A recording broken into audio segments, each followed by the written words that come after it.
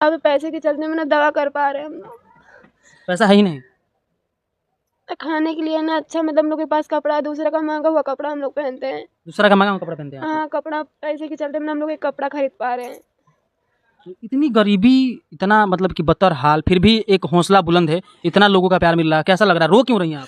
सबसे बड़ा सवाल तो ये लोगों को मन में बन रहा है। रो इसलिए रहे हैं हम कि ना हमारे घर में ना खाने के लिए कुछ है, ना बनाने के लिए कुछ है। उसी सोच के हम रो रहे हैं कि हम, मेरे घर में जो कमाने वाला था वो भी हमारे पापा, तो इसी की वजह से लकड़ी काटने गए, हाथ टूट गया, पीठ की हड्डी टूट गई।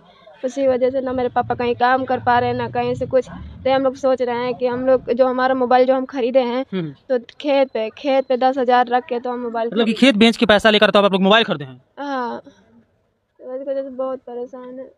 तो समझिए कि ये लोग किस तरीके से इन लोगों का एक काया तो हाल है। और आप आए दिन सोशल मीडिया पे ऐसी घटनाएं को तो सुनते ही होंगे कि बहुत सारे लोग रील्स बनाते हैं, लेकिन इनके रील्स